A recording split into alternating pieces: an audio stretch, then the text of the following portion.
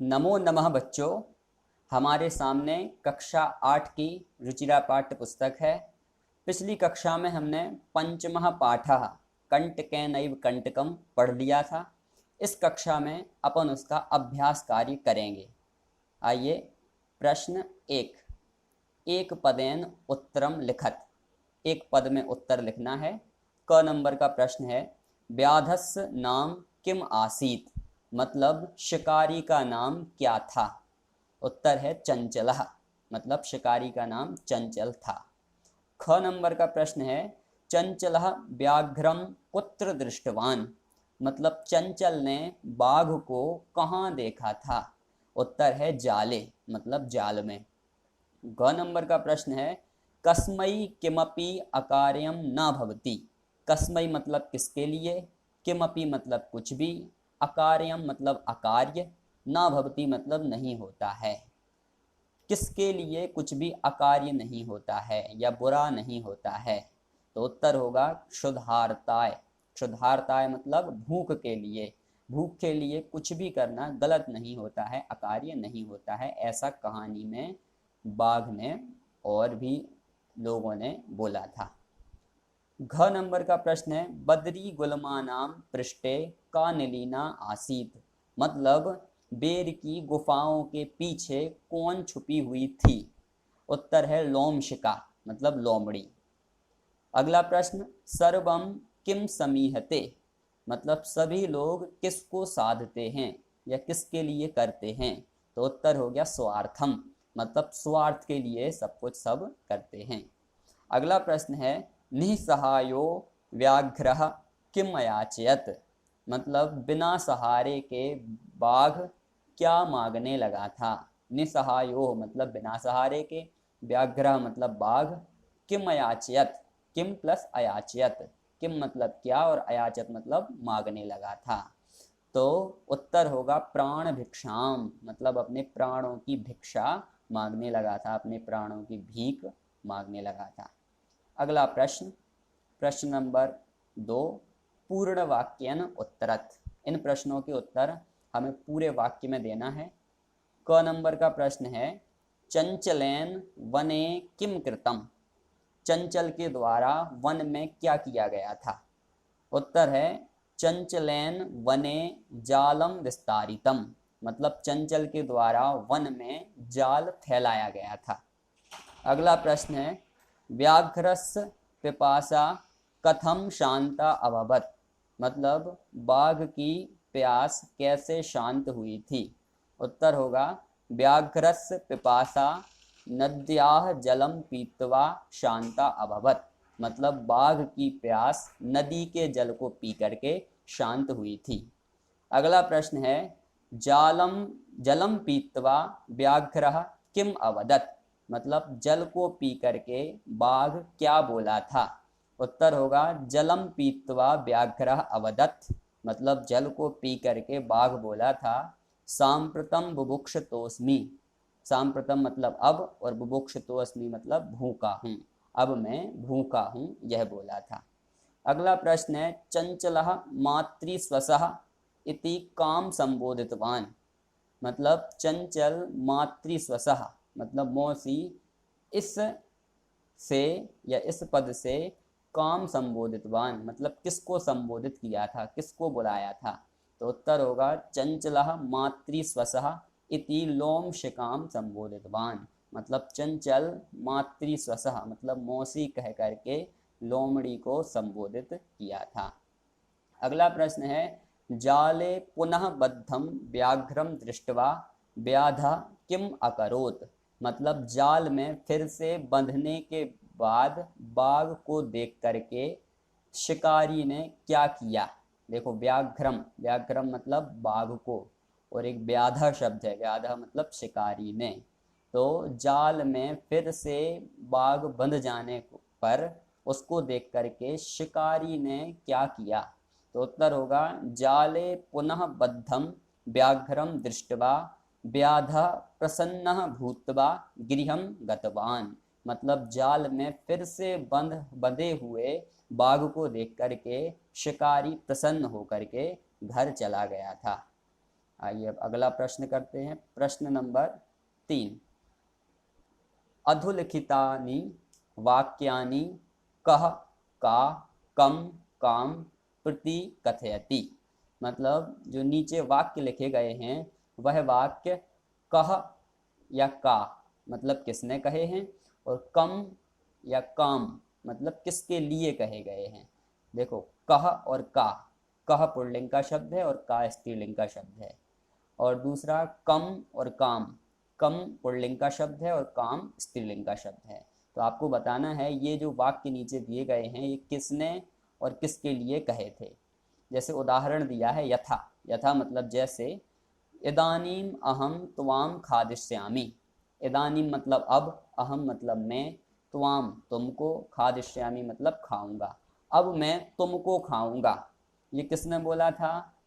व्याघ्र मतलब बाघ ने बोला था। और किससे बोला था? व्याधम मतलब शिकारी के लिए बोला था या शिकारी को बोला था। क नंबर का प्रश्न है, कल्याणम भवतु ते। ये कौन बोला था? तो व्याघ्र मतलब बाघ बोला था। और किससे बोला था? व्याधम मतलब शिकारी से बोला था। ख नंबर का प्रश्न है, जनाः मयि स्नानम कुर्वन्ति। मतलब लोग मेरे में स्नान करते हैं। ये किसने बोला था? नदी जलम। और किसके लिए बोला था? व्याधम मतलब शिकारी के लिए बोला था। ग नंबर का प्रश्न है, अहम त्वत्कृते धर्मम आचरितवान त्वया मिथ्या भणितम। अहम त्वत्कृते मतलब मैं तुम्हारे लिए, धर्मम आचरितवान मतलब धर्म का आचरण किया, या मैंने तुम्हारे लिए धर्म का आचरण किया। तो या मिथ्या भणितम, तो या मतलब तुम्हारे द्वारा, मिथ्या मतलब झूठा, और भणितम मतलब कहा गया, और तुम्हारे द्वारा झूठा कहा गया। मतलब मैंने आपका भला किया और आपके द्वारा झूठ बोला गया। ये किसने बोला था? व्याधा मतलब शिकारी ने बोला था। और किसके लिए बोला था? व्याघ्रम मतलब बाघ के लिए बोला था। घ नंबर का प्रश्न है, यत्र कुत्रापि छेदनम कुर्वन्ति। यत्र जहाँ, कुत्र कहीं, अपि भी, जहाँ कहीं भी, छेदनम मतलब काटना, और कुर्वन्ति मतलब कर देते हो, जहाँ कहीं भी काट देते हो। ये कौन बोला था? वृक्षः मतलब पेड़ बोला था। और किसके लिए बोला था? व्याधम, व्याधम मतलब शिकारी के लिए बोला था। आगे देखते हैं अपन।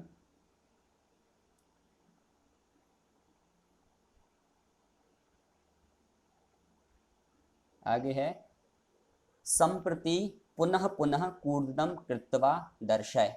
संप्रति मतलब अब, पुनः पुनः बार बार, कूर्दनम कृत्वा मतलब कूद करके, दर्शय दिखाओ, अब बार बार कूद करके दिखाओ। ये कौन ने बोला था? लोमशिका मतलब लोमड़ी ने बोला था। और किसके लिए बोला था? व्याघ्रम मतलब बाघ को बोला था।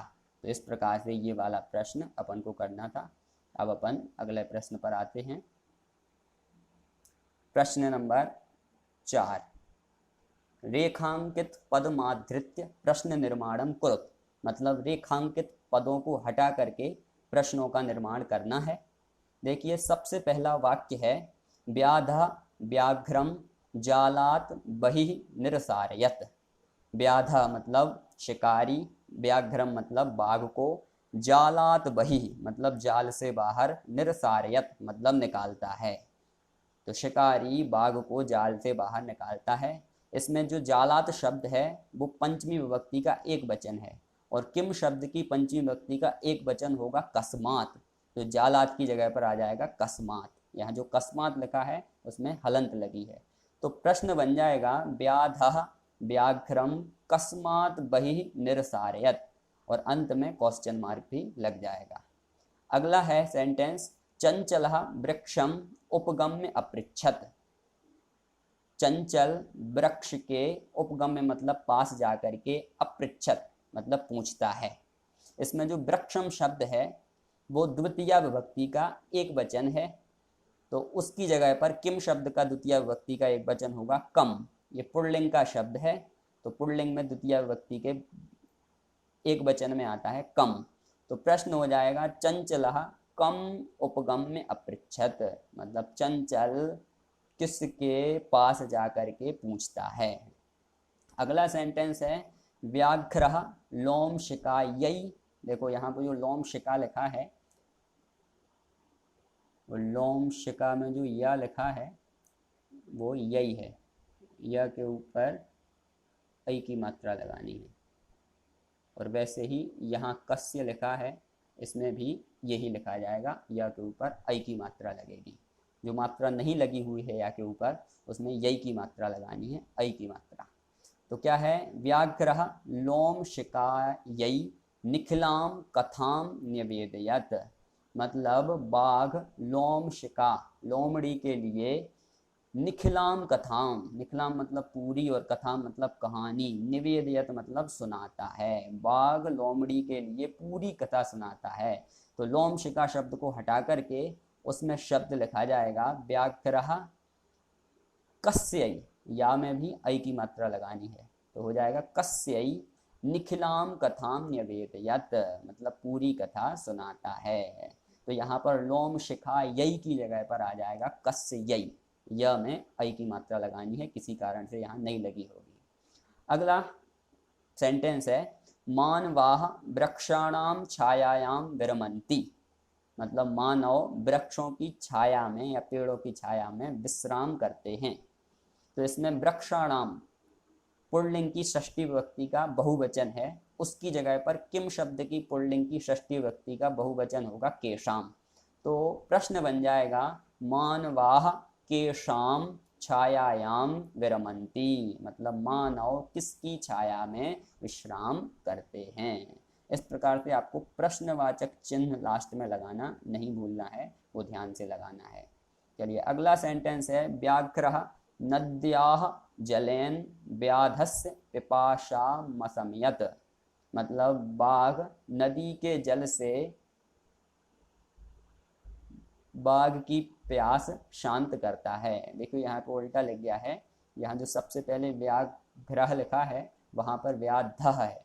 तो व्याधः मतलब शिकारी, नद्याः जलेन मतलब नदी के जल से, और यहाँ व्याधस्य की जगह पर आ जाएगा व्याघ्रस्य मतलब बाघ की, पिपासामशमयत मतलब पिपासा को शांत करता है या प्यास को शांत करता है। तो इसका नद्याः, नद्याः शब्द स्त्रीलिंग का शब्द है और षष्ठी विभक्ति एक वचन का शब्द है। तो उसकी जगह पर किम शब्द का स्त्रीलिंग का षष्ठी विभक्ति का एक वचन आएगा कस्याः। तो वाक्य बन जाएगा या प्रश्न बन जाएगा व्याधः कस्याः जलेन व्याधस्य पिपासामशमयत। मतलब बाघ किसके जल से शिकार, किसके जल से बाघ की पिपासा को शांत करता है। तो इस प्रश्न में व्याघ्रः की जगह पर व्याधः करना है और व्याधस्य की जगह पर व्याघ्रस्य करना है, यहाँ उल्टा लिख दिया होगा। अगला प्रश्न पे आते हैं अपन, प्रश्न 5, जिसमें बोला है मंजूषातः पदानि चित्वा कथाम पूरयत। मतलब मंजूषा में से पदों को चुन करके कथा को पूरी करना है। मतलब नीचे एक कथा दी हुई है और उसमें जो अंडरलाइन शब्द दिख रहे होंगे आपको वो खाली हैं, और उसकी जगह पर अपन को मंजूषा में से चुन करके शब्द लिखने हैं। आइए अपन कथा का अर्थ समझते हैं और उसको पूरे करते हैं। देखो एकस्मिन् वने मतलब एक वन में, एकः बद्धः वृद्धः व्याघ्रः आसीत। एक वन में एक वृद्ध मतलब होता है बूढ़ा, और व्याघ्रः मतलब बाघ, और आसीत मतलब था। तो एक वन में एक बूढ़ा बाघ था। सह एकदा, सह मतलब वह, एकदा मतलब एक दिन, व्याधेन विस्तारिते जाले, व्याधेन मतलब शिकारी द्वारा, विस्तारिते मतलब फैलाए हुए, जाले मतलब जाल में, बद्ध अभवत, बद्ध मतलब बंध, और अभवत मतलब गया, बंध गया। सह बहुप्रयासम कृतवान, सह मतलब उसने, बहुप्रयासम मतलब बहुत ज़्यादा प्रयास, बहुत ज़्यादा कोशिश, कृतवान मतलब की, किंतु जालात मुक्तः न भवत, किंतु जालात मतलब जाल से, मुक्तः न भवत मुक्त नहीं हुआ। अकस्मात् तत्र एकः मूषकः समागच्छत्, अकस्मात मतलब अचानक, तत्र वहाँ, एकः एक, मूषकः मतलब चूहा, एक चूहा, समागच्छत् मतलब आ गया। तो अचानक ही वहाँ पर एक चूहा आ गया। बद्धम व्याघ्रम दृष्टवा, बद्धम व्याघ्रम मतलब बंधे हुए बाघ को, दृष्टवा मतलब देख करके, सह तम अवदत, सह वह, तम उसको, अवदत मतलब बोला, वह उसको बोला, अहो भवान जाले बद्धः, अरे आप जाल में बंधे हुए हो, अहम त्वाम मोचयितुम इच्छामि, अहम मैं, त्वाम तुमको, मोचयितुम इच्छामि, मोचयितुम मतलब छुड़ाना और इच्छामि मतलब चाहता हूँ, मैं तुमको छुड़ा सकता हूँ, मुक्त करा सकता हूँ। तच्छुत्वा व्याघ्रः साट्टहासम अवदत्, तच्छुत्वा मतलब वह सुन करके, व्याघ्रः मतलब बाघ, साट्टहासम अवदत्, साट्टहासम मतलब बहुत ठहाके मार के, हंस हंस के, और अवदत् मतलब बोला, अरे त्वम क्षुद्रः जीवः, अरे त्वम तुम, क्षुद्रः मतलब छोटे, जीवः मतलब जीव हो, तुम छोटे जीव हो, मम सहायम करिष्यसि, मम मतलब मेरी, और सहायम मतलब सहायता, करिष्यसि मतलब करो, मेरी सहायता करो, यदि तुम माम मोचिष्यसि तर्हि अहम त्वाम न हनिष्यामि, यदि तुम माम मतलब मुझको, मोचिष्यसि मतलब छुड़ाओगे, तरही मतलब तो, अहम त्वाम न हनिष्यामि, अहम मतलब मैं, त्वाम मतलब तुमको, न मतलब नहीं, और हनिष्यामि मतलब मारूंगा, तो मैं तुमको नहीं मारूंगा, यदि आप मुझको जाल से मुक्त कराओगे तो मैं तुम्हें नहीं मारूंगा। मूषकः स्वकीय लघुदंतहि, मूषकः मतलब चूहा, स्वकीय मतलब अपने, लघुदंतहि मतलब छोटे दांतों से, तज्जालस्य कर्तनम, तज्जालस्य मतलब उस जाल का, कर्तनम कृत्वा मतलब काट करके, तम व्याघ्रम बही कृतवान, तम मतलब उस, व्याघ्रम मतलब बाघ को, बही कृतवान मतलब बाहर किया। तो इस प्रकार से मंजूषा में से अपन को शब्दों को उठा करके और खाली स्थान में भरना था। तो अगर अपन को कथा का अर्थ आता है तो अपन उसको आसानी से कर सकते हैं। आइए अगला प्रश्न 6वें नंबर का, यथा निर्देश उत्तरत मतलब निर्देश के अनुसार उत्तर देना है। क नंबर का प्रश्न है, सह लोम शिकायै सर्वाम कथाम निवेदयत, सह मतलब वह, लोम शिकायै मतलब लोमड़ी के लिए, सर्वाम कथाम मतलब पूरी कहानी को, निवेदयत मतलब सुनाता है। अस्मिन वाक्ये विशेषण पदम किम मतलब इस वाक्य में विशेषण पद, किम मतलब कौन सा है, तो इसमें विशेषण पद बताना है। तो देखो वाक्य है, सह लोम शिकायै सर्वाम कथाम निवेदयत मतलब वह लोमड़ी के लिए सारी कथा सुनाता है। अब यहाँ पर कथा शब्द का विशेषण है सर्वाम, तो सर्वाम शब्द यहाँ पर विशेषण है। अगला प्रश्न है, अहम त्वत्कृते धर्मम आचरितवान, अहम मतलब मैं, त्वत्कृते मतलब तुम्हारे लिए, धर्मम आचरितवान मतलब धर्म का आचरण किया, मतलब मैंने तुम्हारे लिए धर्म का आचरण किया। अत्र अहम इति सर्वनाम पदम कस्मै प्रयुक्तम, अत्र मतलब यहाँ, अहम इति सर्वनाम पदम, अहम जो सर्वनाम पद है वो कस्मै, कस्मै मतलब किसके लिए, और प्रयुक्तम मतलब प्रयोग हुआ है। तो अहम सर्वनाम शब्द किसके लिए प्रयुक्त हुआ है, तो यह वाक्य किसने बोला था, यह वाक्य बोला था शिकारी ने, जिसको बोलेंगे व्याधाय, या फिर उसका नाम था चंचल तो बोल सकते हैं चंचलाय, मतलब शिकारी के लिए या चंचल के लिए अहम शब्द का प्रयोग हुआ है। अगला प्रश्न है, सर्वः स्वार्थम समीहते मतलब सब लोग स्वार्थ को ही करते हैं, स्वार्थ ही साधते हैं।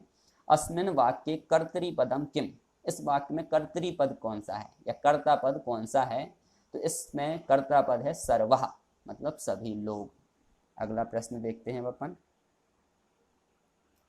अगला प्रश्न है, सा सहसा चंचल मुपसृत्य कथ्यति वाक्यात एकम अव्यय पदम चित्वा लिखत, वाक्य दिया है उसमें से आपको एक अव्यय पद चुन करके लिखना है। देखिए कितने शब्द हैं, सा सहसा चंचलन नुपसृत्य कथयति, इसमें जो अव्यय शब्द है वो है सहसा, सहसा मतलब होता है अचानक। अब अगले प्रश्न पर आते हैं अपन। हाँ, का वार्ता माम अपि विज्ञापय अस्मिन वाक्ये क्रियापदम किम, देखो एक वाक्य दिया है उसमें आपको क्रियापद बताना है। वाक्य क्या है, का वार्ता मतलब क्या बात है, माम अपि विज्ञापय, माम मतलब मुझको, अपि मतलब भी, मुझको भी, विज्ञापय मतलब बताइए। इस वाक्य में आपको क्रियापद बताना है और क्रियापदस्य पद परिचयमपि लिखत, और वो क्रियापद का पद परिचय भी अपन को लिखना है। तो देखो उत्तर, अस्मिन् वाक्ये विज्ञापय इति क्रियापदम, मतलब इस वाक्य में जो विज्ञापय है, विज्ञापय मतलब बताइए, तो ये है क्रियापद, और इसका पद परिचय होगा कि विज्ञापय में वी उपसर्ग है, ज्ञा धातु है, और यह लोट लकार की धातु है। लोट लकार में मध्यम पुरुष एक वचन की धातु है। अगला प्रश्न है 7वें नंबर का प्रश्न, जिसमें बोला है उदाहरणानुसारम रिक्त स्थानानि पूरयत, मतलब उदाहरण के अनुसार रिक्त स्थानों की पूर्ति करनी है। देखो उदाहरण, यथा, यथा मतलब जैसे, माता, माता शब्द की प्रथमा विभक्ति कैसे होगी, माता, मातरौ, मातरः। अगला है स्वश्री, स्वश्री शब्द की प्रथमा विभक्ति होगी स्वसा, स्वसारौ, स्वसारः। मातृ शब्द की तृतीया विभक्ति होगी मात्रा, मातृभ्याम, मातृभिः। स्वश्री शब्द की तृतीया विभक्ति होगी स्वस्रा, स्वश्रीभ्याम, स्वश्रीभिः। स्वश्री शब्द की सप्तमी विभक्ति होगी स्वसरी, स्वश्रोः, स्वश्रीषु। मातृ, अगला शब्द है मातृ, जिसमें त में री की मात्रा नहीं लगी है, वो आप लगा लेना। मातृ शब्द है, देखो अगला, मातृ में यहाँ री की मात्रा लगेगी, वो लगा लेना। तो मातृ शब्द की सप्तमी विभक्ति होगी मातरी, मात्रोह, मातृषु। वैसे ही स्वश्री शब्द की षष्ठी विभक्ति बतानी है, तो स्वसुः, स्वस्रोह और स्वस्रणाम, स्वस्रणाम। वैसे ही लास्ट है मातृ शब्द की आपको षष्ठी विभक्ति बतानी है, जिसमें मातुः, मात्रोह और मातृणाम। तो यहाँ पर जो मातृणाम लिखा हुआ है, यहाँ पर री की मात्रा लगेगी। जैसे मातृ में री की मात्रा लगी हुई है, वैसे यहाँ जो मातृणाम लिखा है इसमें भी री की मात्रा लगेगी, लेकिन इसमें बड़ी री की मात्रा लगेगी। इस प्रकार से इसमें मात्रा लगेगी बड़ी री की। तो त के नीचे ये री की मात्रा लगानी है, ये दीर्घ री है, और जो मातृ में लगा हुआ है वो ह्रस्व री है, छोटा री है। तो इस प्रकार से आपको ये लिखना था। आइए अब आगे चलते हैं। धातु प्रत्ययम च लिखत, मतलब जो आपको पद दिए हुए हैं उनमें से आपको धातु और प्रत्यय को अलग अलग करके लिखना है। जैसे पहला पद है गंतुम, गंतुम में गम धातु है और तुमन प्रत्यय है। तुमन प्रत्यय का अर्थ होता है जाने के लिए होता है, तो गंतुम का मतलब हो गया जाने के लिए। वैसे ही दृष्टुम शब्द है, उसमें दृश धातु है और तुमन प्रत्यय है, तो तुमन प्रत्यय के लिए के अर्थ में आता है। अगला है करणीयम, करणीयम में क्री धातु है और अनियर प्रत्यय है। करणीयम मतलब करना चाहिए। पातुम, पातुम में पा धातु है और तुमन प्रत्यय है, मतलब पीने के लिए। खादितुम, खादितुम में खाद धातु है और तुमन प्रत्यय है। और सबसे अंत में है कृत्वा, कृत्वा में क्री धातु है और तुमन प्रत्यय है। तो इस प्रकार से हमने ये अभ्यास कार्य किया। अब अगली कक्षा में अपन अगले पाठ को लेकर के मिलेंगे।